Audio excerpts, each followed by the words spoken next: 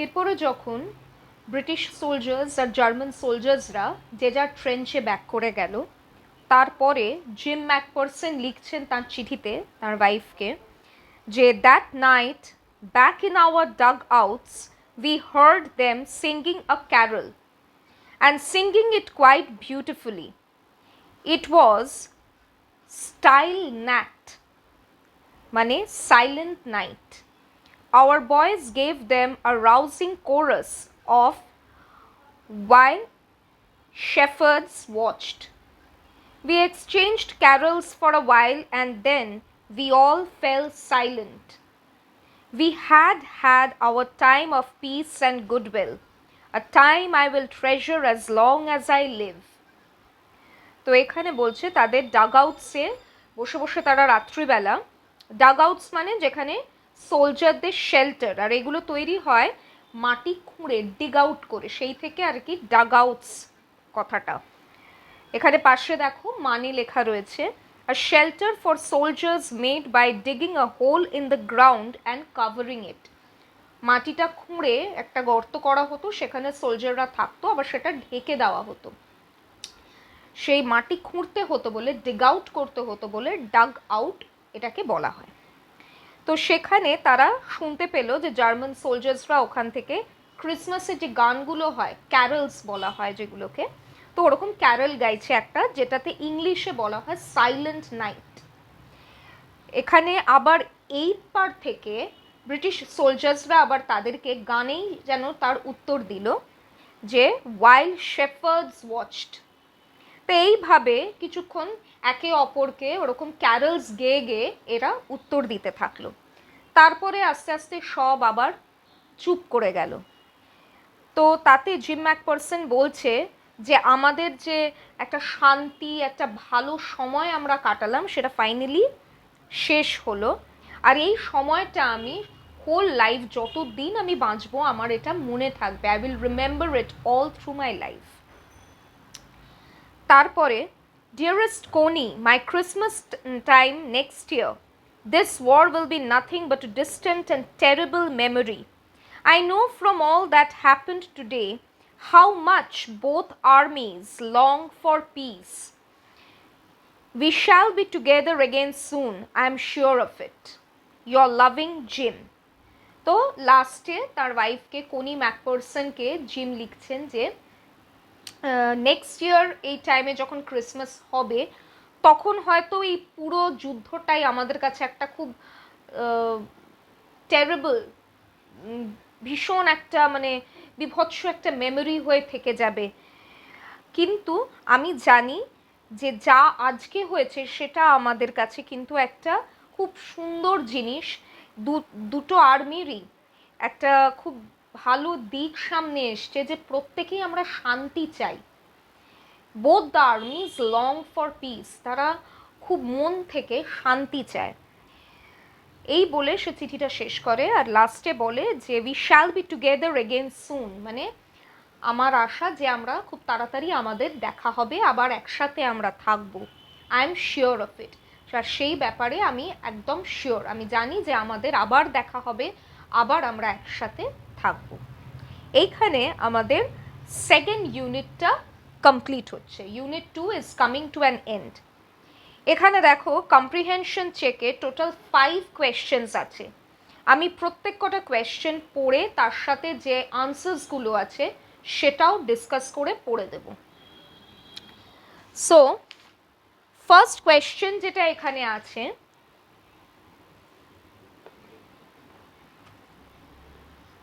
Who had written the letter to whom and when? কে কাকে চিঠিটা লিখেছে ও কখন লিখেছে, কবে লিখেছে? তো এটার আনসার হিসেবে what we have to write is Captain Jim McPherson wrote the letter to his wife Connie MacPherson on December 26th, 1914. এটা হচ্ছে ফার্স্টের আনসার, ফার্স্ট কোয়েশ্চেনের। সেকেন্ড কোয়েশ্চেনটা দেখো, why was the letter written? What was the wonderful thing that had happened? এই আনসারটা একটু বড় হবে। কেন চিঠিটা লেখা হয়েছিল, আর তার মধ্যে কোন ভালো জিনিসের বা একটা খুব মেমোরেবল ঘটনার ডিসক্রিপশন দেওয়া আছে। Jim McPherson wrote this letter to his wife Connie to share a wonderful experience he had on Christmas morning. The wonderful thing that happened was the German soldiers came forward towards the British soldiers on the no man's land and wished Christmas. Then both German and British soldiers celebrated Christmas among themselves and played a friendly football match on no man's land. They all wanted peace. তো এখানে প্রথমটাতে দেবে যেটা first question, যে gym ম্যাকপারসন এই চিঠিটা তার ওয়াইফকে লিখেছিল, তার সাথে এই ক্রিসমাসের দিনে এখানে যে একটা সুন্দর ঘটনা ঘটে গেছে সেই ঘটনার ডিসক্রিপশনটা জানাতে। আর সেই সুন্দর ঘটনাটা কি ছিল না, জার্মান সোলজার্সরা এগিয়ে এসে নো ম্যানস ল্যান্ড, যেটা আমি বলেছি, যেটা কারোরই যে জমিটা নয়, না ব্রিটেন না জার্মান, যে মাঝখানের পোর্শনটা, সেইখানে নো ম্যানস ল্যান্ডে এসে তারা একে অপরকে ক্রিসমাস উইশ করে, তারপরে তারা ফুটবল, একটা ফ্রেন্ডলি ফুটবল ম্যাচ খেলে আর নিজেদের মতন করে ক্রিসমাসটা সেলিব্রেট করে। তো এইটাই তাতে বোঝা যায় যে এনারা দুটো আর্মি শান্তি চাইছে, আর সেটার জন্য যেন কোথায় একটা, এটা একটা ছোট্ট প্রয়াস। তো this was the second answer. Third answer যেটা, what jobs did Hans Wolf and Jim McPherson have when they were not soldiers? তো যখন জিম ম্যাকপারসন আর হন্স ওলফ সোলজার ছিল না, মানে যখন তারা এসে আর্মিতে জয়েন করেনি, এমনিতে তারা কি কাজ করেন? তো Hans Wolf played the cello in the orchestra in Dusseldorf and Jim McPherson worked as a school teacher at Dorset in West England when they were not soldiers. তো যখন তারা এই সোলজার হিসেবে আর্মিতে থাকে না, তখন তারা কি করেন, হন্স ওলফ সেলো এক রকমের ইনস্ট্রুমেন্ট যেটা বাজানো হয়, অনেকটা বেশ বড় সাইজের ভায়োলিনের মতন দেখতে হয়, যেটা মাটিতে রেখে বাজাতে হয়। তো একটা অর্কেস্ট্রাতে, ডাসেলডর্ফ বলে একটা জায়গা, সেখানে একটি অর্কেস্ট্রাতে একটা গ্রুপে তিনি সেলো বাজান। আর জিম ম্যাকপারসন ডরসেটে একজন স্কুল টিচার হিসেবে কাজ করেন। এইবার number 4, question number 4, had Hans Wolf ever been to Dorset? Why did he say he knew it? Honours wolf কি কোনোদিনও ডরসেটে ছিল? কেন সে বলল যে ডরসেটকে সে চেনে বা জানে সেই জায়গা সম্বন্ধে? আনসার হচ্ছে no, Hans Wolf has never been to Dorset. সে কোনোদিনও ডরসেট যায়নি। এবার সেকেন্ড হাফের যে কোয়েশ্চেন, যেটা পার্ট কোয়েশ্চেন, সেটাকে প্যারাগ্রাফ করে লিখতে হয়, পরের লাইনে একটু জায়গা ছেড়ে আনসারটা স্টার্ট করতে হয়। Honours wolf new about Dorset from his school and reading books in English. তো হন্স ওলফ ডরসেট এই জায়গাটা সম্পর্কে জানতে পেরেছিল তার স্কুলে এবং ইংলিশে বই পড়ার পরে। লাস্ট কোয়েশ্চেন যেটা এই সেকশনে রয়েছে সেটা question number 5, do you think Jim McPherson came back from the war? How do you know this? তোমার কি মনে হয় যে জিম ম্যাকপারসন যুদ্ধ থেকে ফেরত আসতে পেরেছিলেন? আর কেন সেটা তোমার মনে হয়? যেটাই তোমার আনসার হবে সেইটা তোমার কেন মনে হচ্ছে? No, I do not think Jim McPherson came back from the war. না, আমার মনে হয় না যে জিম ম্যাকপারসন যুদ্ধ থেকে ফেরত এসেছিলেন। কেন? এটাও যেহেতু পার্ট কোয়েশ্চেন আছে, সেই জন্য নেক্সট লাইনে প্যারাগ্রাফ করে আনসারটা স্টার্ট করতে হবে। The letter never reached Connie as it was found by the narrator inside the old desk. This proves that Jim McPherson never got the chance to post it. This also proves that he never came back from war. তো এই লেটারটা পৌঁছয়নি কোনির কাছে, মানে gym ম্যাকপারসন যে ফেরত আসেননি সেটার কি প্রমাণ, যে তাঁর এই চিঠিটা কোনোদিনও কোনির কাছে পৌঁছয়নি, কারণ এই চিঠিটা ন্যারেটর বা অথর, যে লেখক আমাদের গল্পের, সে এই চিঠিটা একটা ওল্ড ডেস্কের মধ্যে, একটা টিনের বক্সের মধ্যে চিঠিটা পান। আর তাতে বোঝা যায় যে জিম ম্যাকপারসন কোনো দিনও সেই চিঠিটা পোস্ট করতে পারেননি। আর আরেকটা জিনিসও প্রুফ হয় যে সে এই যুদ্ধ থেকে ব্যাক করতে পারেনি, কারণ যদি সে ব্যাক করতো তাহলে নিশ্চয়ই এই চিঠিটা সম্পর্কে তার ওয়াইফকে জিজ্ঞাসা করতো বা বলতো এই ঘটনা সম্পর্কে, তাহলেই এটা বোঝা যেত। তো সেরকম কিছু হয়নি, তাই এটাই প্রুফ করছে যে এই যুদ্ধ থেকে জিম ম্যাকপারসন রিটার্ন করতে পারেননি। Now here we come to the end of the second unit. Second unit এখানে শেষ হচ্ছে। আমাদের এখানে আরেকটা ইউনিট রয়েছে, ইউনিট 3, সেটা আমরা এখন স্টার্ট করব। ইউনিট 3,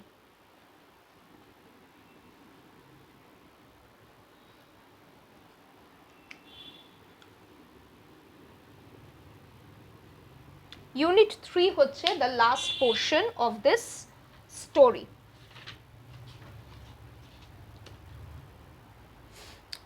তো ইউনিট 3তে এখানে প্রথমে আমি পড়ছি। I folded the letter again and slipped it carefully back into its envelope. I kept awake all night. By morning, I knew what I had to do. I drove into Bradport, just a few miles away. I asked a boy walking his dog where Cooper Beaches was. House number 12 turned out to be nothing but a burned out shell. The roof gaping, the windows boarded up. I knocked at the house next door and asked if anyone knew the whereabouts of a Mrs. Macpherson. তো আমাদের যে narrator বা লেখক, উনি চিঠিটাকে fold করে এনভেলপের মধ্যে ভরে রেখে দিলেন কেয়ারফুলি, কারণ অনেক দিনের পুরনো কাগজ, সেটা ছিঁড়ে যেতে পারে। খুব কেয়ারফুলি সেটা রেখে সারা রাত জেগে চিন্তা করলেন। তারপরে উনি সকালবেলা উঠে ডিসাইড করলেন, মানে উনি সারা রাত ধরে চিন্তা করলেন এই চিঠিটা নিয়ে কী করবেন। তো সকালে উঠে উনি ডিসাইড করলেন যে উনি ব্রাডপোর্ট, যেখানে মিসেস ম্যাকপারসন মানে কোনি ম্যাকপারসনের থাকার কথা, ওই চিঠিটাতে সেই অ্যাড্রেসই লেখা ছিল, সেইখানে তিনি যাবেন আর এই চিঠির বক্সটা পৌঁছে দেবেন। মানে ওই ছোট বক্সে করে চিঠিটা নিয়ে যাবেন আর এই চিঠিটা কোনি ম্যাকপারসনের হাতে পৌঁছে দেবেন। তো উনি ড্রাইভ করে ব্রাডপোর্ট গেলেন কিছু মাইলস পরে, এবং সেখানে রাস্তায় একটা ছেলে তার কুকুরকে নিয়ে যাচ্ছিল। তাকে জিজ্ঞেস করলো যে কুপার বিচেস কোথায়, হাউস নাম্বার 12। তো সে ডিরেকশন দিয়ে দেওয়াতে অথর সেখানে পৌঁছে দেখলেন যে বাড়িটা অলমোস্ট পুড়ে গেছে, কিছুই নেই, জানলা দরজাগুলো ভেঙে পড়ছে, ছাদটাতে বেশ অনেক জায়গায় মানে খালি হয়ে গেছে, ভেঙে গেছে, পুড়ে নষ্ট হয়ে গেছে, পুরো বাড়িটাই একটা ভাঙা ধ্বংসস্তূপ মতন। তো পাশের বাড়িতে উনি নক করে জিজ্ঞেস করলেন যে তারা মিসেস ম্যাকপারসন বলে কাউকে চেনেন কিনা। ও yes, said the old man in his slippers. He knew her well, a lovely old lady, he told me, a bit muddle-headed. But at her age she was entitled to be, wasn't she? 101 years old. She had been in the house when it caught fire. No one really knew how the fire had started, but it could well have been candles. She used candles rather than electricity, because she always thought electricity was too expensive.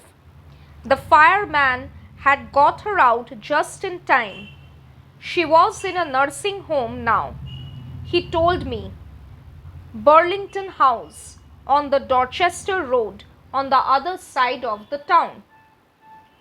এবার পাশের বাড়িতে জিজ্ঞেস করাতে তারা বললেন যে হ্যাঁ, আমরা খুব ভালোভাবেই ওনাকে চিনি, একজন ভদ্রলোক, তা স্লিপার্স পরা, পায়ে চটি পরা, এমনি বাড়ির জামাকাপড় পরা, তিনি বললেন হ্যাঁ আমরা খুব ভালোভাবে ওনাকে জানি, খুব ভালো একজন ভদ্রমহিলা, ভীষণই ভালো মানুষ, কিন্তু মাডল হেডেড মানে একটু কনফিউজড থাকেন, মানে খুব প্রচুর বয়স হয়েছে ওনার, তো স্বাভাবিকভাবেই তিনি একটু জিনিস ভুলে যান, কনফিউজড থাকেন, একটু সবসময় সব ব্যাপারটা নিয়ে একটু টেনশন করা, একটু কনফিউজ হয়ে যাওয়া, চিনতে না পারা, এই জিনিসগুলো ওনার হয়।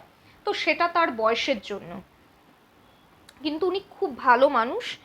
আর ওনার এজ হচ্ছে 101, 101 বছর ওনার বয়স হয়েছে। তো উনি আরও ডিসক্রিপশন দিলেন যে বাড়িটা পুড়ে গেছিল রিসেন্টলি, বাড়িতে আগুন লাগে, আর যখন আগুন লাগে তখন মিসেস ম্যাকপারসন ওই বাড়িতেই ছিলেন। মনে হয় বাড়িতে আগুন লেগেছিল মোমবাতির থেকে, ক্যান্ডেলস, কারণ মিসেস ম্যাকপারসন ইলেকট্রিসিটি ইউজ করতেন না। তার ধারণা ছিল ইলেকট্রিসিটি প্রচণ্ড এক্সপেন্সিভ, আর সেই কারণে উনি ইলেকট্রিসিটি ইউজ করতেন না, ক্যান্ডেলস ইউজ করতেন। আর হয়তো সেই ক্যান্ডেলস থেকে, মানে মোমবাতি থেকেই হয়তো আগুন লেগে যায়। এবং কিন্তু টাইম মতন ফায়ারম্যান, যারা দমকল থেকে আসে, যেসব কর্মীরা, তারা খুব তাড়াতাড়ি টাইমের মধ্যে মিসেস ম্যাকপারসনকে ওই বাড়ি থেকে বার করে নেয় এবং তাকে নার্সিংহোমে নিয়ে যায়। তিনি এখন বার্লিংটন হাউস নার্সিংহোম নামে একটি নার্সিংহোমে রয়েছেন, যেটা ডরচেস্টার রোডের ওপরে, যেটা টাউনের opposite, other side of the town, আরেকটা, এই টাউনটার আরেকটা দিকে সেই ডরচেস্টার রোড, সেখানে ওই নার্সিংহোমে মিসেস ম্যাকপারসনকে পাওয়া যাবে। এরপরে দেখবে দুটো কোয়েশ্চেন রয়েছে ছোট ছোট, আমি সেই কোয়েশ্চেন এবং তার আনসারটাও বলে দিচ্ছি। ফার্স্ট কোয়েশ্চেন হচ্ছে, why did the author go to Bradport? তো অথর কেন ব্রাডপোর্ট গিয়েছিলেন? The author went to Bradport to meet Mrs. Connie Macpherson and give her the letter he found of Mr. Jim Macpherson, her husband. He found from the letter that she lived in Bradport. তো author ব্রাডপোর্টে যান Mrs কোনি ম্যাকপারসনকে তার husband mister gym ম্যাকপারসনের লেটারটা পৌঁছে দিতে, আর সেই লেটারটার মধ্যেই তিনি ব্রাডফোর্টের অ্যাড্রেসটাও পেয়ে যান। সেকেন্ড কোয়েশ্চেনটাতে রয়েছে, how old was Mrs McPherson now, where was she? তার বয়স কত আর তিনি এখন কোথায় ছিলেন? তো Mrs McPherson was 101 years old now, তার বয়স ছিল 101 বছর। আর সেকেন্ড কোয়েশ্চেন যেভাবে বললাম, মানে পার্ট কোয়েশ্চেন থাকলে কি করতে হয়, পরের লাইনে কিছুটা জায়গা ছেড়ে প্যারাগ্রাফ করে লিখতে হয়। তো Mrs McPherson was in a nursing home, Burlington House, on the Dorchester Road, on the other side of the town. এই দুটো হচ্ছে ফার্স্ট হাফের পরে, মানে ইউনিট 3 এর ফার্স্ট হাফের পরে দুটো কোয়েশ্চেন। এরপরে আমরা আবার লাস্ট হাফটাতে যাব। I found Burlington House nursing home easily enough. There were paper chains up in the hallway and a lighted Christmas tree stood in the corner with a lopsided angel on top. I said I was a friend come to visit Mrs. Macpherson to bring her Christmas present. I could see through into the dining room where everyone was wearing a paper hat and singing. The matron had a hat on too and seemed happy enough to see me. She even offered me a mince pie. She walked me along the corridor. Mrs. Macpherson is not in with the others, she told me. She is rather confused today, so we thought it best if she had a good rest. She has no family, you know. No one visits. So I am sure she will be only too pleased to see you. She took me into a conservatory with wicker chains and potted plants all around and left me. তো যে author, উনি Burlington house nursing হোমটা খুঁজে বের করলেন আর খুব easily পেয়েও গেলেন। সেখানে গিয়ে তিনি দেখলেন যে পুরো নার্সিং হোমের হলওয়ে, করিডোর সব খুব সুন্দর করে পেপার রিং দিয়ে ডেকোরেট করা রয়েছে, একদিকে একটা ক্রিসমাস ট্রি, তার উপরে একটা লপসাইডেড এঞ্জেল মানে একটা পরীর মূর্তি রয়েছে যেটা একটু এরকম হেলে রয়েছে। তো খুব সুন্দর করে সাজানো ক্রিসমাসের জন্য। তো উনি ইন্ট্রোডিউস করেন নিজেকে, অথর বললেন যে আমি এরকম একজন বন্ধু এসছি কোনি ম্যাকপারসনের সঙ্গে দেখা করতে। তো মেট্রন যে আর কি দেখাশোনা করে তিনি বললেন যে খুব ভালোভাবে আর কি রিসিভ করে অথরকে নিয়ে গেলেন কোনি ম্যাকপারসনের সঙ্গে দেখা করাতে। তিনি এটাও বললেন যে কোনি ম্যাকপারসন ওখানে বাকিদের সঙ্গে ওই হল রুমে বসে নেই, তিনি আলাদা বসে আছেন, তাকে আলাদা তার রুমে রাখা হয়েছে রেস্ট করবার জন্য, কারণ তিনি একটু ডিস্টার্বড, একটু কনফিউজড, তাই তাকে এদের সঙ্গে না রেখে আলাদা রাখা হয়েছে, তিনি আলাদা রেস্ট করছেন নিজের মতন। তো এছাড়া একটা মিন্সড পাইও মানে একটু খাবারও ইয়ে করেন মেট্রন, অথরকে অফার করেন, খাওয়ার জন্য বলেন। তো যাই হোক, এইভাবে উনি করিডোর দিয়ে গেলেন মিসেস ম্যাকপারসনের সঙ্গে দেখা করতে। আর সেখানে দেখা করতে যাওয়ার সময় মেট্রন এটাও বললেন যে কেউ ওনার সঙ্গে দেখা করতে আসে না, কোনো ফ্যামিলি ওনার নেই, কেউ কোনো রিলেটিভস নেই, যার কারণে কেউ ওনার সঙ্গে দেখা করতে আসে না। তাই আপনি যদি ওনার সঙ্গে দেখা করেন তো she will be very please to see you, তিনি খুব প্লিজড হবেন, খুব খুশি হবেন আপনার সঙ্গে দেখা করে, বলে একটা জায়গায় নিয়ে গেলেন যেখানে কম্প্যারেটিভলি একটু হালকা ডেকোরেশন রয়েছে, বা সেভাবে ডেকোরেট করা নয়, চারিদিকে প্লান্টস রয়েছে, পটেড প্লান্টস, ইনডোর প্লান্টস টান্টস রয়েছে, তার মাঝখানে কোনি ম্যাকপারসন একটা হুইল চেয়ারে বসে আছেন।